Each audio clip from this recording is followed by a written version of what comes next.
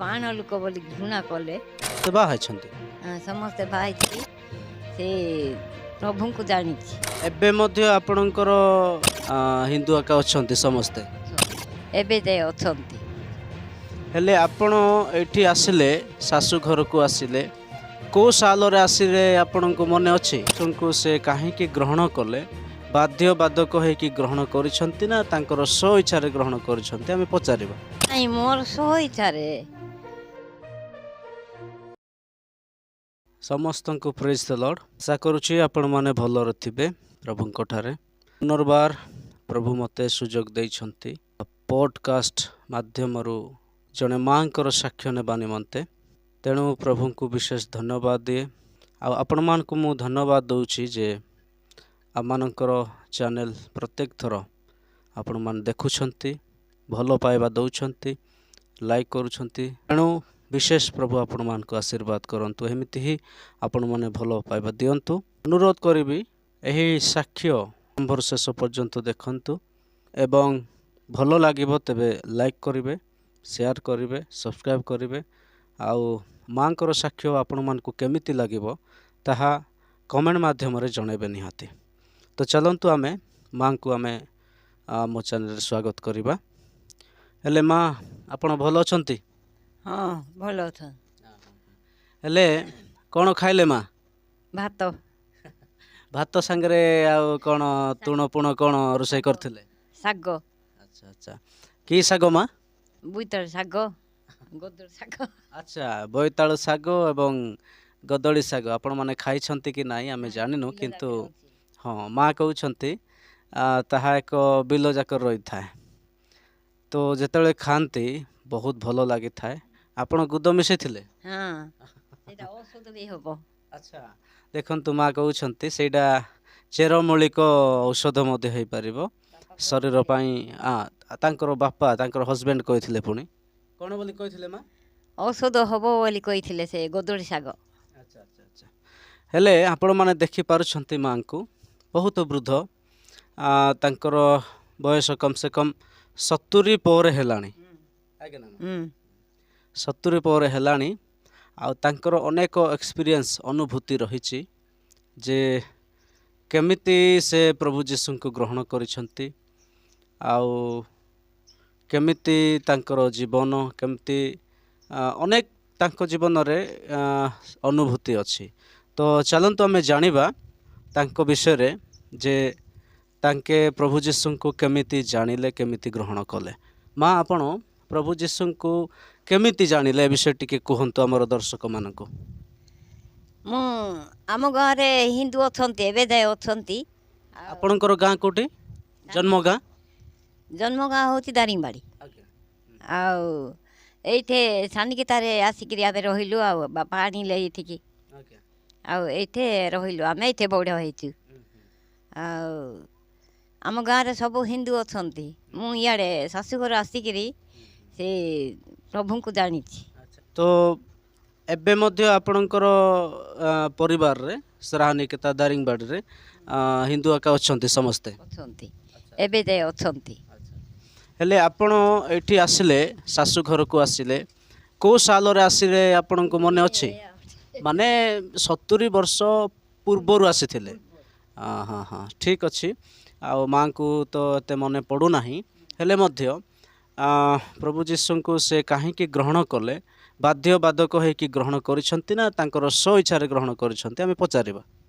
ନାଇଁ ମୋର ସ୍ୱ ଇଚ୍ଛାରେ। ଇଏ ପ୍ରଭୁ ଆମକୁ ଜୀବନ ଦେଇଛନ୍ତି। ଆଉ ସେମାନେ ଯେଉଁ ମାगे गाड़ी ज्ञान जो मसिन सृष्टिकर्ता इंजानागाटी आमु उज्जैन यान मूला पेनु इंजानागाटी पूर्ति फिरसना जो बेला डाद सुकांग ओस पग्याना जो एंगा गुलेता जोतो जेहेडी पोट्टा काटी पी ऊपर यान गाड़ी ज्ञाना नीडे इटा माने जो उज्जैन मूला पेनु इंजानागाटी पोते ज्ञानागाटी आमिया पेनु इंजामना। ଆଚ୍ଛା, ମା କହୁଥିଲେ ଯେ ଓଡ଼ିଆରେ ଟିକେ କହି ହେଲାନି, ତେଣୁ ସେ ତାଙ୍କରି କୁଇ ଭାଷାରେ କହୁଛନ୍ତି ଯେ ମୁଁ ଏଥିପାଇଁ ଯୀଶୁଙ୍କୁ ଗ୍ରହଣ କରିଛି, ବିଶ୍ୱାସ କରିଛି ଯେ ସେ ହିଁ ସୃଷ୍ଟିକର୍ତ୍ତା ଅଟନ୍ତି, ସେ ହିଁ ମୋତେ ନିର୍ମାଣ କରିଛନ୍ତି। ତେଣୁ ତାଙ୍କୁ ପାଇଛି ବୋଲିକି ସେ ବିଶ୍ୱାସ କଲେ ଆଉ ଗ୍ରହଣ କଲେ ବୋଲିକି କହୁଛନ୍ତି। ତ ତ ମା ଆପଣଙ୍କ ପରିବାର ଯେତେବେଳେ ଥିଲେ ଦାରିଙ୍ଗବାଡ଼ି ଶ୍ରାନିକେତା, ଏବେ ଆପଣ ଯେଉଁ ବିବାହ କରିଛନ୍ତି ସେ ଗାଁର ନା? ଗୋସୁକିଆ। ଠିକ୍ ଅଛି। ହେଲେ ଆପଣଙ୍କର ହଜବେଣ୍ଡ ଯିଏକି ଥିଲେ ତାଙ୍କେ କେମିତି ପ୍ରକାର ପ୍ରଭୁ ଯୀଶୁଙ୍କୁ ଜାଣିଥିଲେ ଆପଣ ଟିକେ କୁହନ୍ତୁ। ସେମାନେ ସେ କୃପାକିଆର ଜଣେ ପାଷ୍ଟର ମାଷ୍ଟର ମାଷ୍ଟର ଟିଚର ନାଇଁ କି? ଟିଚର ଜଣେ ଥିଲେ। ସେ ଟିଚର ଏକା ସେ ମୁକ୍ତି ମାର୍ଗ ବହି ଗୋଟେ ଦେଲେ ଆମର ହଜବେଣ୍ଡକୁ। ସେ ହଜବେଣ୍ଡକୁ ସେ ବହି ଗୋଟେ ଦେଲେ। ସେ ବହି ଏଇଟା ସମ୍ପୂର୍ଣ୍ଣ ଭାବରେ ତମେ ପଢ଼ିବ ବୋଇଲେ ୟାର ବିଷୟ ଜାଣିବ କ'ଣ ଏଇଟା ଏଠି ଲେଖା ହେଇଛି, ଆଉ ଆମର ଜୀବନ ଦେବା ବିଷୟ ନା କ'ଣ ସେବା କରିବା ବିଷୟ ବୋଲିକିରି ତମେ ଜାଣିବ ବୋଲି ସିଏ ଦେଲେ ସେ ବହି। ଯେ ସେ ବହି ପଢ଼ିକିରି ତାଙ୍କେ ଜାଣିଲେ ଆଉ ଏ ଗାଁରେ ଏ ଧର୍ମ ବିଷୟ ଶିଖିଲେ। ଆଚ୍ଛା, ସତ କଥା କହିଲେ, ଆପଣ ଉତ୍ତମ ବିଷୟ କହିଲେ ଯେ ଆପଣଙ୍କର ଆବା ନାଇଁ କି ଆପଣଙ୍କର ସ୍ୱାମୀ ଯୀଶୁଙ୍କୁ ଯେତେବେଳେ ଜାଣିନଥିଲେ ସେ କେଉଁ ଧର୍ମରେ ଥିଲେ? ରାମ ଲକ୍ଷ୍ମଣ ମାନେ ମୂର୍ତ୍ତି ଯାକ। ଆଚ୍ଛା, ରାମ ଲକ୍ଷ୍ମଣ ଆଉ ସେ କୃଷ୍ଣ ୟାକୁ ସେବା କରିକିରି ଥିଲେ ହିନ୍ଦୁ ଧର୍ମରେ। ଆଉ ସେଇଟା ସେବା ଛାଡ଼ିକିରି ଏଇଟା ଧର୍ମ ଶିଖିଲେ। ମାନେ ଯୀଶୁଙ୍କର ଯେତେବେଳେ ଆପଣ ସେତେବେଳେ ମଧ୍ୟ କହୁଥିଲେ ମୋତେ ପର୍ସନାଲ ଯେ ଏମିତି ଏମିତି ମୋର ସ୍ୱାମୀ ଯୀଶୁଙ୍କୁ ଗ୍ରହଣ କରିଛନ୍ତି ବୋଲିକି, ତ ଆପଣ ଏ ବିଷୟଟି କୁହନ୍ତୁ। ମାର୍ଗ ପଡ଼ିଆ ଦାନାଗାଟି ଡାକେ ପେନୁ ଉଜେ ପେନୁ ଜାନାଗା ପୁସେନ ପୁଜାନାଗାଟି ଡାକେ ଧର୍ମ ଗ୍ରହଣ ଗୀତେ ଯା ଡାକା ତୁତେ ଯା ଏ ହେ ଆନିଆ ପେନୁ ଜାନାଗା ସେବା କି ପିसे मुला पेन मांगे गाड़ी के नन माने नहीं दानान पुंजास क्या सेवा की एन मा हेंगा या सेवा की बनांग भलो या को एंजे तुफते जा हेंगा धर्म ग्रह बीते जा माने प्रभु जीशु ख्रीष्ट तरा धर्म एम्बाडा अंतरा कर्म किबा सेलो टोंडी तंज। अच्छा, तो माँ कहउछंती देखंतु तांकर स्वामी बद्य काम करुथिले कविराज काम। से समय जड़े टीचर देखा हेले आउ तांको कहिले जे एमती एमती आउ जड़े प्रभु अच्छी आउ पेनुकाता ग्रामीर ना ए प्रकार कहले पुणी प्रभुंकर विषय आपड़ शिखतु बोली कहले। कहला परे से आंकर स्वामी कहले पुणी मु तो एते मूर्ति जाक रखी फोटो जाक रखी तार तो मु सेवा करती आनंदर अच्छी खुशी अच्छी आउ कौन मत दरकार बोलिकी कहले। से समय से टीचर कहले पुणी माने माँ से मो सहित कथा होते ए विषय तापर नाई आउ गोटे बही अच्छी मु आपको देवी से बही जदि तुम अध्ययन कर कहले जना पड़ एमती कहबारू और ठीक अच्छी से बहीटा दे दिंतु आमती होकि जिते बही दिगला अध्ययन कले पुणी तापर प्रथम प्रथम भल लगला ना सेटा हूँ बाइबल। तो आउ थे से पढ़ले जिते पढ़ले पुणी से माने इच्छा लगला इंटरेस्ट आसला तांको जीवन में। तो सेमती है कि जिते सब अध्ययन कले अध्ययन कलापर बहुत भल लगला पुणी सेमती है कि आउ से टीचर आंको कहले पुणी आमर एठी गिरजा हुए आपण आसतु सहभागिता करंतु बोलिकी हैं माँ को टिके शुणा तापर कौन है माँ यू आस ये चर्च को आस सबू ये चर्च आम शिखा बोलिकी से मैंने कहबारू आंके गले से रविवार को रविवार सब रविवार गले सबू ये पानी भी देले नाई खाइबा से कूह भी छुएले नाई। अच्छा, जितेबले प्रभु जीशु ख्रीष्ट को ग्रहण कले करने पूर्वर चर्च गले चर्च गला परे एई घटना ना कौन ताड़ना तुम पाण लोक हेल से मैंने आसिकी से यही घरे कौन ताके सेवा करुले आगरे से जाक सब लिंगा से जाक सब बाहर कर फिंगी देले आ पास्टर मैंने आसिकी फिंगी देले जमी आज तो तुम पाण लोक हेल आमर कौन छुईब ना आमर पानी खाइब ना इति बोलिकी आम सारे घृणा कले जिते बेले ए माने कौन भाविले आमे कुआड़ू पानी आनिबा किंती बंचिबा किंती खाइबा ବୋଲିକିରି ଭାବିଲେ ତାଙ୍କେ ମାଠିଆ ଧରିକିରି ଗଲାବେଳେ ସେଇଟା ଫିଙ୍ଗିଦେଲେ କୂଅ ଛୁଇଁବ ନାହିଁ ତମେ ଆଜିଠୁ ପାଣ ଲୋକ ହେଲ ପାଣ ଲୋକକୁ ଘରେ ପଶେଇଲ ବୋଲିକିରି କହିବାରୁ ସେଠୁ ସେମାନେ କ'ଣ କରିବା ଆଉ କେମିତି ରହିବା ଆଜି ବୋଲିକିରି ଭାବିଲେ ସେ ସାହିରେ ଗୋଟେ କୂଅ ଥିଲା ସେ ସାହିକୁ ଗଲେ ଭାଇନା ଆଉ ପାଣି ଟିକେ ଦେବ କି ଆମେ ରୋଷେଇ କରିବାକୁ ପାଣି ମିଳୁନାହିଁ ବୋଲି କହିବାରୁ ହଁ ନିଅ କ'ଣ ହେଲା ଆଉ ତୁମ ସାହିରେ ତ କୂଅ ଥିଲା ତୁମେ କାହିଁକି ଇଆଡ଼େ ଆଇଲ ନାଇଁ ଆମକୁ ପାଣ ଲୋକ ବୋଲି ଘୃଣା କଲେ ସେଠୁ ତୁମକୁ ପଚାରୁଛୁ କିଏ ଘୃଣା କରୁଛି ସିଏ କେଉଁ ପାଷ୍ଟର ନା କେଉଁ କିଏ ଘୃଣା କରୁଛି ନିଅ ପାଣିକୁ କିଏ ଘୃଣା କରିବାକୁ ଦରକାର ନାହିଁ ହାଡ଼ି ବି ଖାଇବ ପାଣ ବି ଖାଇବେ ସମସ୍ତେ ଖାଇବେ କାହିଁକି ଦେଲେ ନାହିଁ ନିଅ କେତେ ଦରକାର ହେଉଛି ନିଅ ବୋଲି ସେ କହିଲେ ଆଉ ସେଇଠୁ ସେ କୂଅରୁ ଆଣିକିରି ରୋଷେଇ କଲେ ଆଉ ସେମିତି ମାନେ ଗ୍ରହଣ କରିଛନ୍ତି ପ୍ରଭୁ ଯୀଶୁଙ୍କୁ ଗ୍ରହଣ କଲା ପରେ ଦର୍ଶକମାନେ ଆପଣମାନେ ଜାଣିଛନ୍ତି ଆଜି ଯିଏ ବି ପ୍ରଭୁ ଯୀଶୁଙ୍କୁ ଗ୍ରହଣ କରନ୍ତି ସାଧର ସହିତ ନିଜ ଇଚ୍ଛାରେ ସ୍ୱଇଚ୍ଛାରେ ସେମାନଙ୍କୁ ସତରେ ଏ ପ୍ରକାର ତାଡ଼ନା କରାଯାଏ ମାନେ କହିବାକୁ ଗଲେ ଭାରତ ବର୍ଷରେ ଅଧିକ ରହିଛି ମାଙ୍କର ଦୁଃଖ ମୁଁ ଶୁଣୁଥିଲି ଯେ ପାଣି ଏକ ଜୀବନ ଜଳ ହିଁ ଜୀବନ ଆପଣ ସମସ୍ତେ ଜାଣିଛନ୍ତି ସେଇଟା ମଧ୍ୟ ଦେଇପାରିଲେ ନା ତାଙ୍କରି ଲୋକ କିଏ ଯିଏକି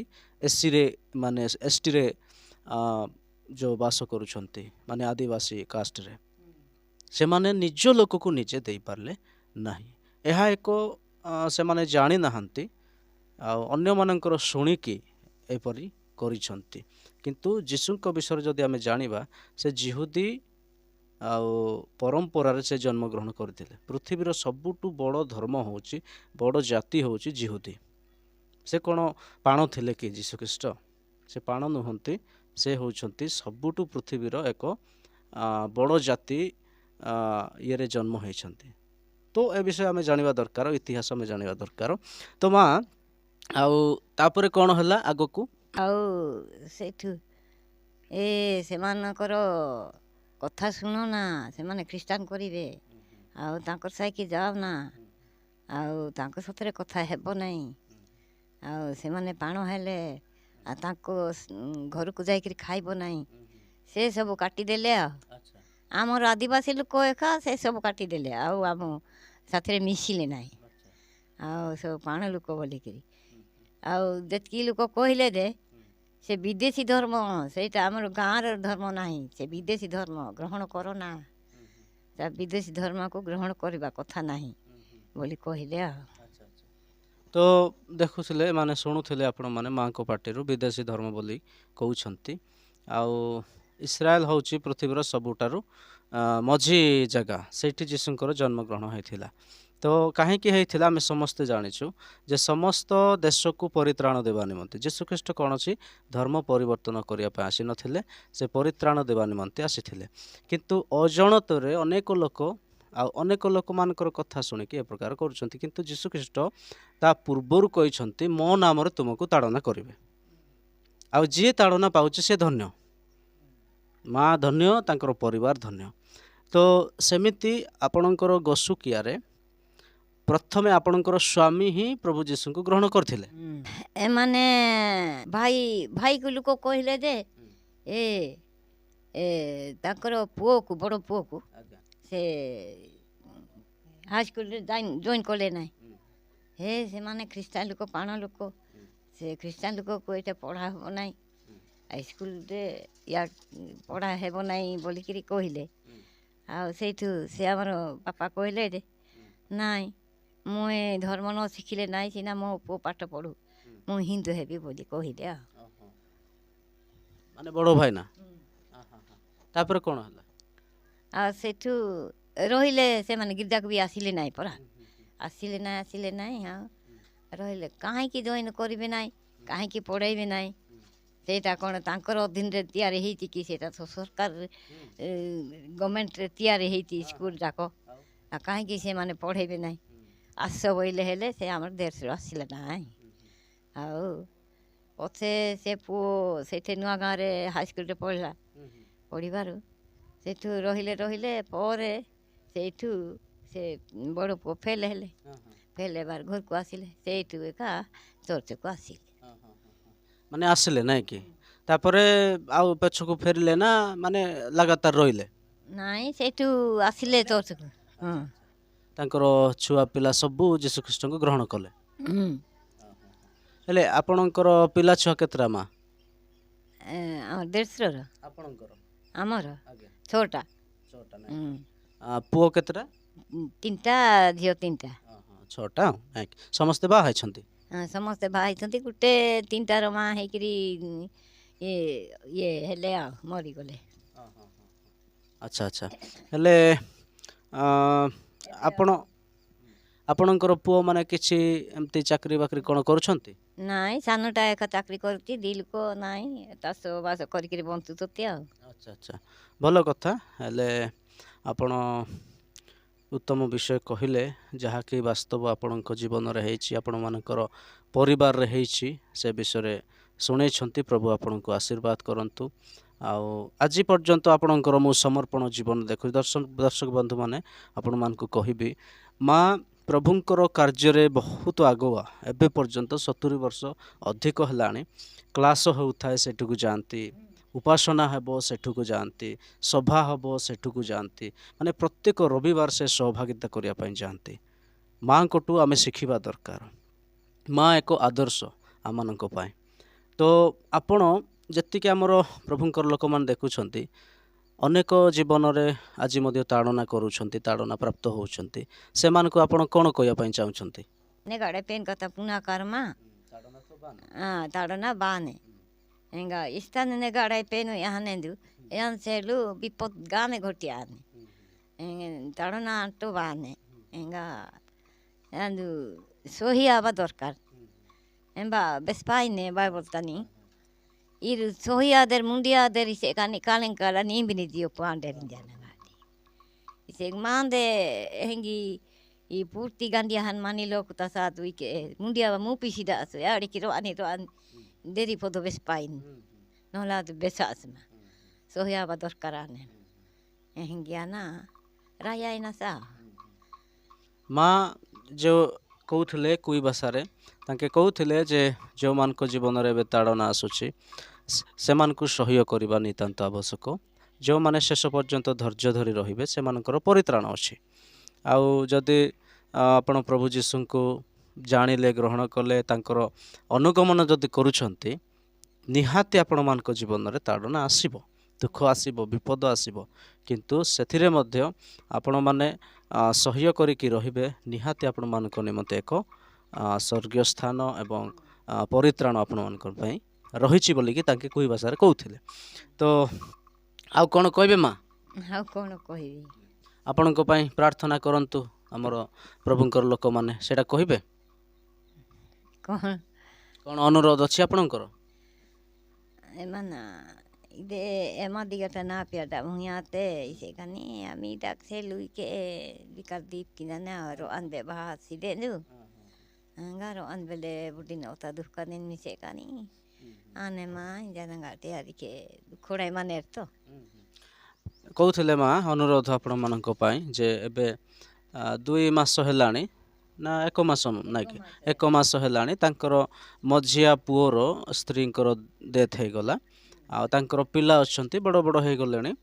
ଆଉ ତାଙ୍କର ଫ୍ୟାମିଲି ପାଇଁ ପ୍ରାର୍ଥନା କରିଦିଅନ୍ତୁ ବୋଲି କହୁଛନ୍ତି। ଆଉ ଜନ୍ମ ନିଶ୍ଚିନ୍ତ, ମରଣ ମଧ୍ୟ ନିଶ୍ଚିନ୍ତ।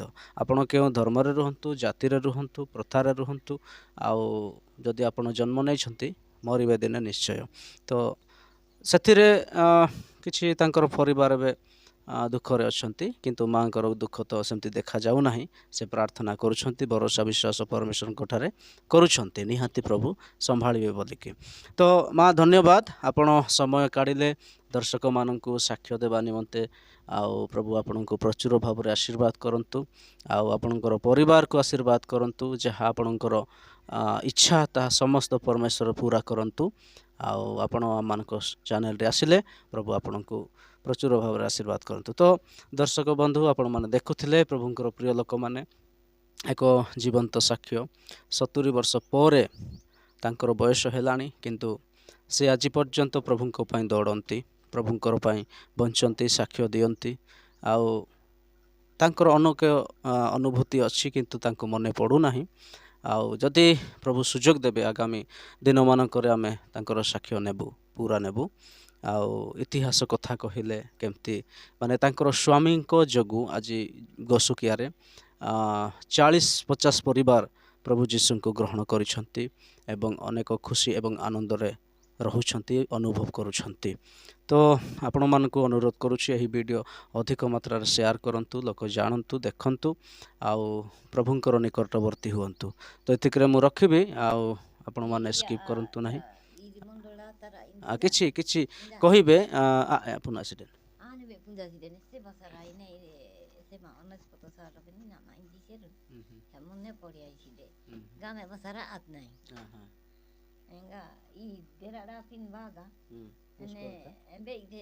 ତ ଆଉ ଗୋଟେ ମା କହୁଥିଲେ, ଅନୁରୋଧ କରୁଛନ୍ତି ଆପଣମାନଙ୍କୁ ଯେ ବଡ଼ ପୁଅର ବୋହୂ ତାଙ୍କୁ ଗ୍ୟାଷ୍ଟ୍ରିକ୍ ରୋଗ ଅଛି, ଆଉ ଆପଣମାନେ ପ୍ରାର୍ଥନାରେ ସ୍ମରଣ କରନ୍ତୁ। ଏହି ବିଷୟ ମଧ୍ୟ ତାଙ୍କେ କହୁଛନ୍ତି। ତ ହଁ ହଁ ହଁ ହଁ ମାନେ ବିଭିନ୍ନ ଜାଗାକୁ ନେଇଛନ୍ତି ତାଙ୍କୁ ଔଷଧ କରିବା ପାଇଁ। ଆଉ ଏବେ କବିରାଜ ଔଷଧ କରୁଛନ୍ତି, ଆଉ ଟିକେ ଭଲ ହେଇଛନ୍ତି ମା, ଟିକେ ଭଲ ହେଉଛନ୍ତି। ଆଉ ଆପଣମାନେ ପ୍ରାର୍ଥନା ଯଦି କରିବେ ନିହାତି ସେ ଠିକ୍ ହେଇଯିବେ, ଏହା ମାଙ୍କର ବିଶ୍ୱାସ। ତ ଏତିକିରେ ଆମେ ରଖିବା। ଆଉ ଆପଣମାନଙ୍କୁ ଅନୁରୋଧ କରୁଛି ଆମର ଚ୍ୟାନେଲ୍ ସବସ୍କ୍ରାଇବ୍ କରନ୍ତୁ, ସେୟାର କରନ୍ତୁ, ଲାଇକ୍ କରନ୍ତୁ ଏବଂ କମେଣ୍ଟ ମାଧ୍ୟମରେ ଆପଣଙ୍କର ମତାମତ ନିହାତି ଭାବରେ ଦିଅନ୍ତୁ। ମାଙ୍କର ସାକ୍ଷ୍ୟ ଆପଣମାନଙ୍କୁ କେମିତି ଲାଗିଲା। ସମସ୍ତଙ୍କୁ ପୁଣି ଥରେ ପ୍ରେଜ୍ ଦ ଲର୍ଡ।